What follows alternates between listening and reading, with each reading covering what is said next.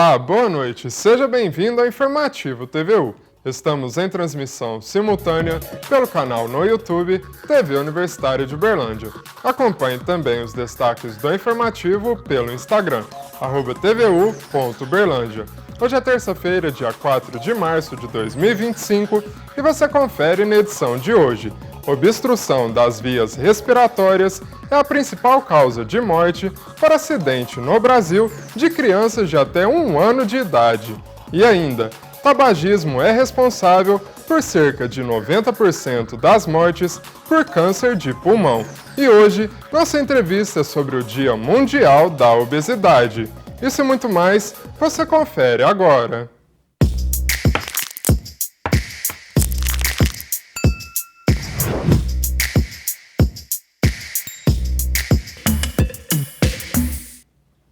Iniciamos a nossa edição de hoje com o nosso tema em destaque, o Dia Mundial da Obesidade.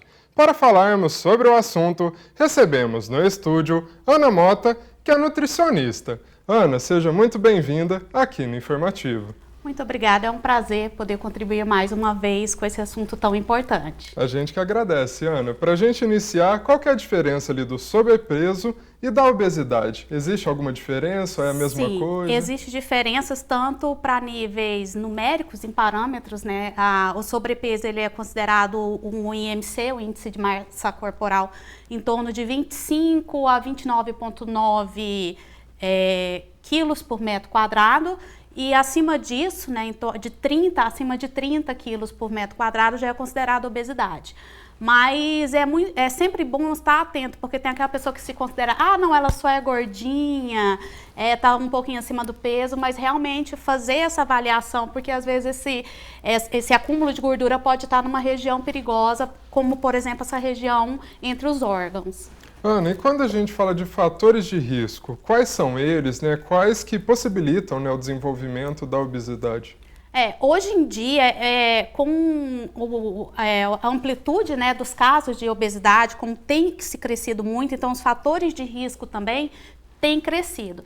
Fala-se muito em questão da alimentação, né, o acesso a alimentos industrializados, altamente calóricos, sono, nós dormimos pouco hoje em comparação a antigamente, no sono é feita a nossa regulação, por exemplo, de fome e saciedade, a questão do estresse também, hoje em dia já se fala muito até numa possível diabetes por estresse, então são todos fatores de risco, uma rotina muito corrida, o que leva ao sedentarismo, as pessoas não praticam exercício físico, são os principais fatores de risco de desenvolvimento da obesidade. Ana, você mencionou alguns fatores relacionados principalmente ao ambiente, né, que a pessoa convive ali, mas muito se fala também sobre a genética. O quanto a genética influencia nesse sentido? Sim, inclusive foi até um tema que a gente conversou há um tempo atrás, né? A Organização Mundial de Saúde, ela fala que uma criança com pai e mãe obesa, ela tem em torno de 75% de chance de desenvolver obesidade. Se for só ou o pai ou a mãe, esse número ele vai para 50%. Mas isso não é uma sentença, né? É um número, é uma condição favorável. Então, por isso que sempre há o reforço do ambiente realmente, porque se o pai e a mãe forem obesos, mas essa criança ela tiver acesso a um ambiente saudável, que possa ser estimulado um estilo de vida saudável, dificilmente ela chega à obesidade. Ana, e na prática, no dia a dia, como contornar, né, essas situações, né, de ambientes ali propícios, né, para cada vez se comer mais, né, coisas industrializadas, coisas com gordura, enfim, né, alimentos ali que levam, querendo ou não, à obesidade. Como contornar essas situações? É uma luta injusta em primeiro lugar, né? Porque a facilidade, o acesso a esse tipo de alimentação, a esse estilo de vida hoje é muito fácil. Hoje você não precisa nem se deslocar para ir até o local para adquirir esses alimentos. Você pede através de aplicativo. Então, uma forma de contornar, principalmente, é a questão da disciplina, né? A gente primeiro ter essa consciência. E a questão da disciplina, realmente uma organização, consumir frutas, levar o hábito de levar frutas para o trabalho, colocar frutas no lanche da escola para as crianças, né? Diminuir o consumo de bebidas açucaradas também, que é um grande problema, um grande fator de risco ao desenvolvimento da obesidade, então trocar por água, são formas de, né, ir contornando. O próprio aumento no consumo de água, hoje em dia a gente já se sabe que se confunde muito a região que faz essa regulação entre fome e sede é no mesmo local no cérebro. Então, o próprio aumento no consumo de água já reduz bastante aquelas beliscadas, aquela vontade de comer, quanto na verdade seria a sede, né? São algumas formas realmente de ir contornando. Ótimas dicas, Ana. Então, beber água, dormir bem faz toda a diferença. Comer né? frutas durante o dia, por que não, né? Levar uma fruta já faz bastante diferença. Com certeza. Ana, agora eu te convido a assistir um material que nossa equipe de reportagem foi às ruas ver o que a população tem dúvidas, né, sobre esse assunto. Vamos conferir, então, a primeira dúvida. A partir de qual ponto a pessoa é considerada obesa e qual que é o parâmetro usado para fazer essa avaliação médica? Muito interessante até essa pergunta, né? Porque houve todo um rebuliço na área da saúde, principalmente na área da nutrição, agora em janeiro. A The Lancet, que é a principal revista científica, né, com maior peso, ela lançou uma nova proposta para o cálculo da obesidade. Hoje em dia o que a gente tem é o cálculo através do IMC, o Índice de Massa Corporal, igual eu falei ao início, né? Só que a The Lancet, ela veio com essa nova proposta porque ela melhora mais ainda, a gente consegue refinar ainda mais essa divisão. Então, hoje em dia é feita através do índice de massa corporal e ela vem com essa nova proposta da gente levar o IMC, mas também colocar alguns outros parâmetros de medidas corporais, como, por exemplo, a relação cintura-quadril, que quer dizer qual o nível de gordura nessa região do tronco, que a gente chama gordura visceral, que é a mais prejudicial. Né, levar em conta, porque tem pessoas, por exemplo, que elas têm, assim, pouca gordura na região das pernas, pouca gordura na região do braço, mas essa gordura na região do abdômen é muito grande, então é um fator de risco. E também levando em conta as mudanças metabólicas que teve, né? Por exemplo, se a pessoa, ela, além de estar com esse índice acima do que a gente conseguiu colher durante a consulta, também se ela já apresenta alterações metabólicas, como diabetes, hipertensão, problemas respiratórios, problemas reprodutivos. Hoje em dia a gente já consegue ver, as pessoas hoje já estão tendo mais dificuldades, né, na fertilidade, são todos parâmetros. E também entrou agora problemas ligados ao sistema nervoso central, como o AVC, e problemas de ansiedade, depressão também estão ligados a esse parâmetro para a gente definir o que é a obesidade. Se a pessoa ela apresentar, bater todos esses parâmetros falados aqui, ela já é considerada uma obesa clínica, então ela precisa dar acompanhamento. Agora, se ela não tiver nenhuma mudança metabólica, ela só bater os parâmetros da avaliação física, a gente fala que é uma obesidade pré-clínica, então ela realmente já precisa trabalhar muito mais a prevenção. Com certeza, o acompanhamento sempre importante, né, Ana? Isso, e aproveitando o que você mencionou, a questão do IMC, esse tema é justamente o que o nosso próximo entrevistado perguntou, né? Pergunta para você responder agora. Vamos conferir, então. Eu gostaria de saber como que funciona, agora que caiu em desuso, o índice do IMC. Como ele pode ser usado, qual é a próxima recomendação para quando a pessoa tem obesidade e qual grau a gente deve usar ainda esse IMC? Como a gente falou anteriormente, né, os parâmetros são esses falados. Só a questão do IMC, essa relação cintura-quadril e essa avaliação na presença de comorbidades.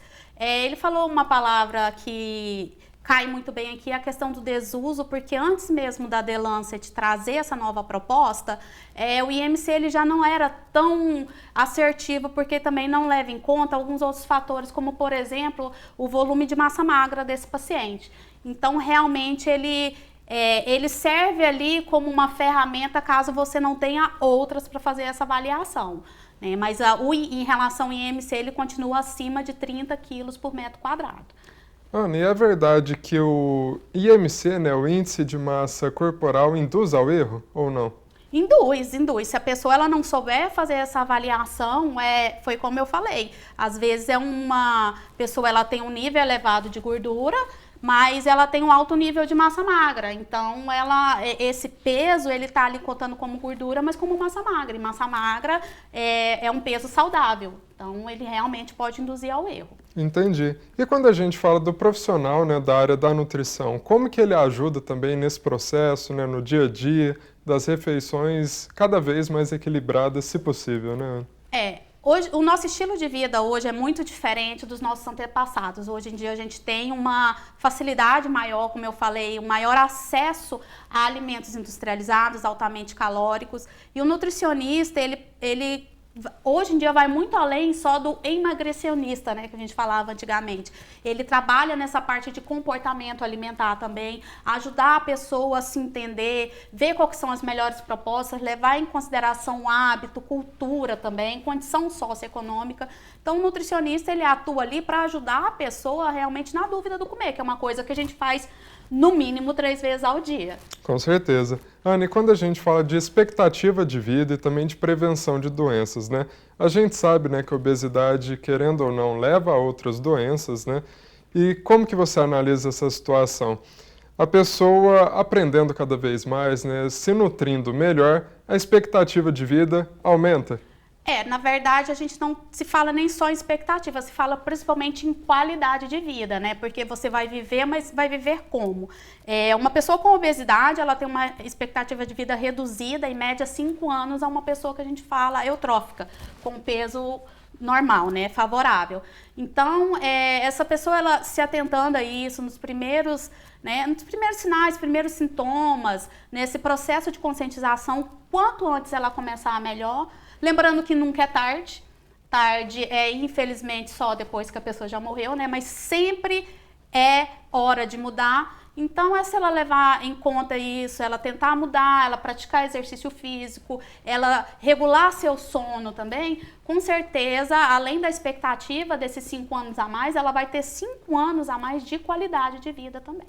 Pois é. Ana, e quando a gente fala de desafios, quais são as principais barreiras ali, né, que ainda continuam, né, a impedir as pessoas de ter acesso, né, a uma nutrição melhor, né, uma qualidade de vida melhor, mais saudável? Quais são os principais desafios e como que a gente pode driblar eles, né? Olha, existem 2 escalas, né? A gente fala primeiro, na principal, na escala socioeconômica.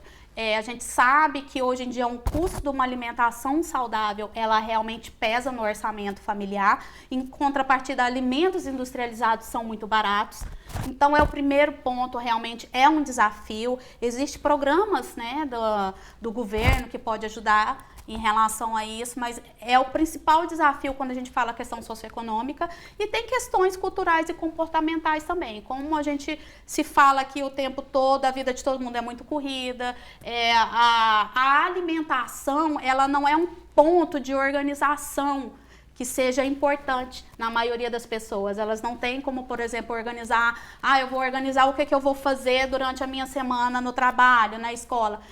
Dificilmente você encontra uma família, uma pessoa que tenha essa organização. Então, é um ponto realmente que precisa, hoje em dia, ser considerado, ser levado em conta. É um grande desafio. E a oferta, não se pode nem falar, né? Quanto mais a tecnologia avança, mais o acesso facilitado, rápido e barato, ele tá aí. Fora também a questão de propagandas, né? Hoje em dia a gente sabe que essa questão da propaganda, da divulgação, ela é muito grande. Certamente. Ana, a gente já está chegando ao final da nossa entrevista. Antes da gente encerrar, você já deixou claro que tudo depende, né, de cada caso, né? Cada caso é um caso. Pensando nisso, não existe, né, uma receita pronta para todo mundo, mas se a gente pudesse falar assim, um primeiro passo, para quem nos acompanha, né, tem esse interesse, né, de sair da obesidade ou simplesmente, né, ter uma rotina mais saudável, qual que é o primeiro passo que essa pessoa deve dar? Olha, eu vou colocar 3 passos fáceis que a pessoa ela pode fazer até 1 por semana. Primeiro, beber mais água, que é já um primeiro ponto que a gente falou dessa questão de confundir fome com saciedade. Segundo passo, consumir mais frutas e legumes. Então, ela pode aumentar. A gente fala, vamos reduzir a comida. Não, vamos aumentar, vamos dar mais variedades, mais opções. Então, aumentar o consumo de frutas e legumes, né? E o terceiro passo, começar uma atividade física leve. Uma caminhada, subir, descer escadas, vai no mercado, estaciona num local mais longe, né? Para você se manter mais ativo. São esses pequenos passos, realmente, que costumam ser mais duradouros do que mudanças radicais. E fazem toda a diferença. Fazem toda a diferença, com certeza. Excelente, Ana. Muito obrigado pela sua participação aqui no Informativo. Eu que agradeço. Seja sempre muito bem-vinda. Será E um hoje prazer. você confere mais um episódio da série de reportagens sobre educação que iniciamos na última sexta-feira aqui no Informativo. Acompanhe.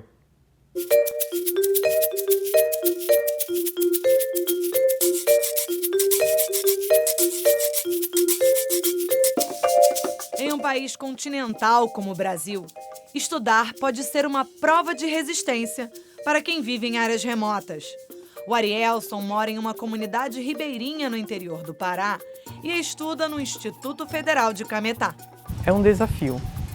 Um desafio porque ele é diário. Tem que acordar de madrugada para poder se vestir, fazer o deslocamento de rabeta. O campus fica a cerca de 180 quilômetros da capital Belém. Eu optei pelo curso técnico integrado em meio ambiente, justamente por estar inserido em uma realidade que precisava eu conhecer, eu estudar, para eu poder retornar para a comunidade, poder atuar pela minha comunidade com qualificação. Assim como o Arielson, cerca de 1,5 milhão de estudantes frequentam as aulas dos institutos federais, instituições públicas com ensino gratuito, administradas pelo Ministério da Educação. O projeto, criado em 2008, oferece cursos técnicos, ensino médio, graduação e pós-graduação em mais de 600 unidades espalhadas pelo país e presentes em todos os estados.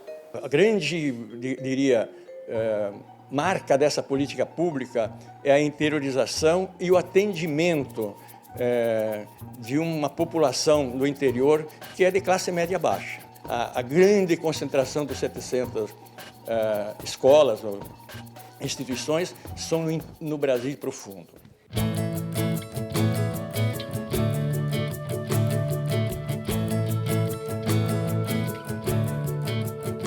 Aluna do Instituto Federal do Rio de Janeiro, que fica na capital fluminense, Carolina está no 3º ano do ensino médio e já investiga uma forma de frear a evolução de tumores malignos no organismo.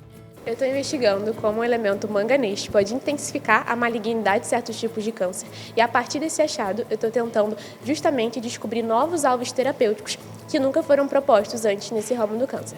A Carolina, ela é aluna do curso de Biotecnologia e ela desenvolve um projeto que foi premiado na maior feira nacional de ciências e engenharias do Brasil, né? E foi premiado também na maior feira internacional de ciências.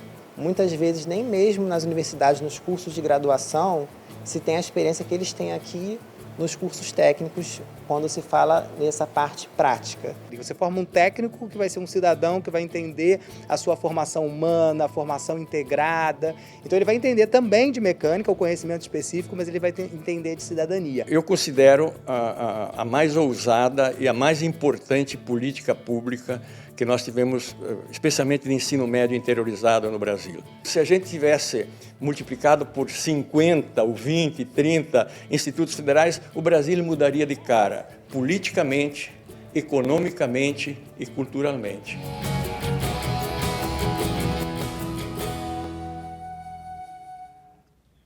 E nós vamos agora para um rápido intervalo e em seguida voltamos com mais conteúdos para você. Até já!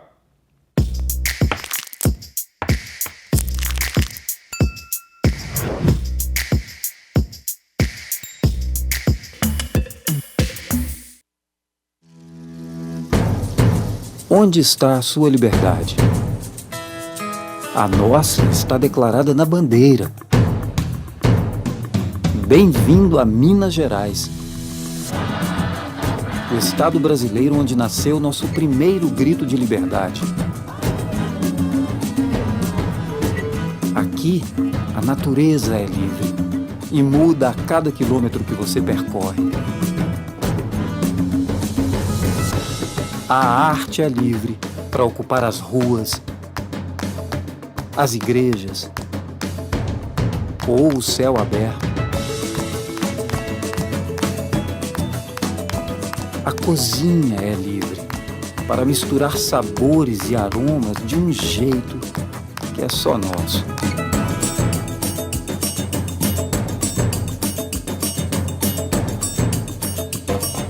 você. Você é livre para escolher seu caminho. Descobrir rotas que vão mudar para sempre seu olhar. Conhecer pessoas que vão ficar para sempre em seu coração. E viver experiências absolutamente libertadoras. A liberdade mora em Minas.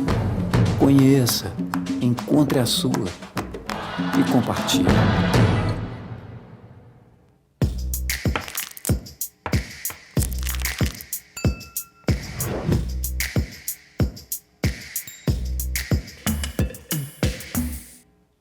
Estamos de volta com o Informativo TVU e uma das preocupações de pais e mães é a do bebê engasgar com alimentos ou com pequenos objetos. Segundo a Sociedade Brasileira de Pediatria, a obstrução das vias respiratórias é a principal causa de morte por acidente no Brasil de crianças de até 1 ano de idade. A Roberta perdeu o filho dela, João, de apenas 1 ano, por causa de um engasgo com um pedaço de comida em um restaurante.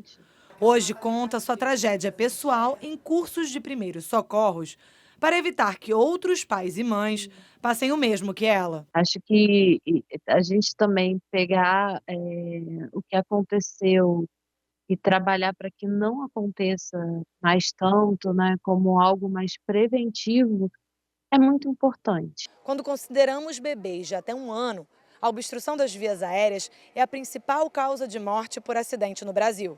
De 2012 a 2023, foram mais de 4.500 óbitos. Algumas medidas podem evitar acidentes mais sérios. Nós temos que estimular elas a comerem os pedaços adequados, mas com os cuidados adequados. Por exemplo, a uva deve ser cortada na hora de ser oferecida, a pipoca deve ser evitada até os 2 anos, mas sempre respeitando o desenvolvimento da criança e sempre que uma textura, uma forma diferente for oferecida, tem um adulto do lado, até a gente ter certeza que a criança é capaz de lidar com aquilo. Como nem sempre é possível evitar os engasgos com alimentos ou outros objetos, esta enfermeira especialista em primeiros socorros ensina a manobra que pode salvar vidas. Um bebê engasgou, você pega o bebê, abre já a parte da boquinha dele, precisa manter as vias aéreas abertas, e aí já faz um giro no seu antebraço e pressiona o bebê, você tem que conduzir bem a situação. Entre as escápulas, você faz como se fosse um L, de cima para baixo. Então, são 5 tapas. 1, 2, 3, 4, 5. Volta com ele, faz esse giro com ele no seu outro antebraço e você faz 5 compressões. Aqui tem o osso externo, entre os mamilos, 1, 2, 3, 4, 5. Vai fazer até quando? Até o bebê desengasgar. Você sabia que o tabagismo tem relação com vários tipos de câncer e é responsável por cerca de 90% das mortes por câncer de pulmão? Confira na reportagem por que isso acontece. O tabagismo é um dos principais fatores de risco para o câncer que atinge a traqueia, os brônquios e os pulmões. Todos os anos, essas formas de câncer causam a morte de aproximadamente 30 mil pessoas no Brasil. A doença é responsável ainda por mais de 22 mil internações por ano. Os dados são do Sistema Único de Saúde, sistematizados pela organização sem fins lucrativos, UNAME. A gente vê, historicamente, uma diminuição no tabagismo no Brasil ao longo das últimas décadas, porém, a diminuição do tabagismo não vem se mantendo, ou seja, estamos num platô, não estamos conseguindo baixar aí a prevalência do tabagismo para baixo de 1 dígito, né? Estamos sempre em 2 dígitos, em torno de 12, 13, as estimativas vão variando, mas isso é muito importante. A gente deveria baixar esse valor para conseguir prevenir ainda mais casos de câncer, desses tipos de câncer, e seus óbitos. O consumo de bebidas alcoólicas, alimentação pouco saudável e falta de atividades físicas são outros fatores que trazem mais chances para o adoecimento por câncer. 7 em cada 10 vítimas de câncer do sistema respiratório têm 65 anos ou mais e mais da metade são homens. Isso explica boa parte dessa variação, como também o acesso ao tratamento, o diagnóstico e a sobrevida. Também a gente sabe que as mulheres buscam e têm mais acesso aí a um tratamento um pouco mais oportuno. Então, provavelmente essas 2 coisas estão relacionadas. E a cidade de Patos de Minas registrou um aumento no número de casos de leishmaniose em animais neste início de 2025. A doença, que também pode afetar os humanos, tem tratamento. A leishmaniose é uma doença transmitida pela picada de insetos fêmeas infectados, conhecido como mosquito palha, e pode desenvolver de forma cutânea ou visceral. As duas são graves, mas a visceral é um pouquinho mais grave porque ela pega já diretamente órgãos internos, né? Então ali ela vai baço, fígado, coração, tudo ali do animal. Já a cutânea, ela vai mais a parte ali de fora do animal. A leishmaniose também pode afetar os humanos. No ano passado, foram registrados 129 casos da forma visceral em humanos em Minas Gerais, conforme painel da Secretaria Estadual de Saúde. Em humanos, a doença tem cura se tratada de forma correta e o tratamento está disponível no SUS. O mosquito pica o animal, que está infectado, e pica o humano. Nesse intervalo, ele pode passar ali o parasita para a gente. Já em animais, a leishmaniose não tem cura, mas tem tratamento. Alguns sinais indicam que o animal pode estar infectado. Dos cutâneos são ponta de orelha ali com ferida na ponta da orelha, aquela ferida que às vezes não cicatriza. Região de olhos ali também, descamação, às vezes muita vermelhidão. Focinho do animal também, a gente vê muito problema de pele ali no focinho, às vezes é uma ferida que não fica cicatrizando. Alterações cutâneas também. Até uma simples, a gente fala piodermite, que aquelas bolinhas de pus que às vezes dá no corpo do animal, pode ser uma leishmaniose. Ou da parte sistêmica do animal, pode vir falta de apetite, vômito, diarreia, mas algo que chama bastante atenção é o aumento dos linfonodos desse animal. Então, a gente vê ali atrás da perninha, fica aumento do linfonodo. Às vezes aquele linfonodo aqui, o submandibular, que a gente fala, também pode estar aumentado. Uma das formas de prevenir a leishmaniose em animais é com o uso de coleiras. As coleiras são para repelir o mosquito e elas também agem ali para pulga, para carrapato. Então ela auxilia ali como um todo. A única coisa que a gente tem hoje de proteção são as coleiras. Agora vamos falar de uma doença que tem sido cada vez mais comum, a catarata ocular. De acordo com a OMS, esse mal que provoca a perda progressiva da visão e já afeta mais de 60 milhões de pessoas em todo o mundo. Gasparina, desde setembro de 2024, está com sintomas de catarata, doença que se desenvolve lentamente e vai embaçando a visão. Fica embaçado como se fosse chover e eu tenho medo. A minha filha nem deixa eu sair sozinha. Ela tem medo de eu cair. Gasparina faz parte das mais de 60 milhões de pessoas do mundo que possuem catarata, de acordo com dados da OMS. A doença afeta pessoas a partir de 55 anos de idade, então é preciso prestar muita atenção aos sintomas. É uma doença ocular onde nós temos o envelhecimento ou o embaçamento da nossa lente intraocular natural do olho. Todos nós, desde que nós nascemos, nós temos uma lente intraocular natural, que é o cristalino. O cristalino é uma lente positiva que nós temos nos nossos olhos, de cerca de aproximadamente 20 graus.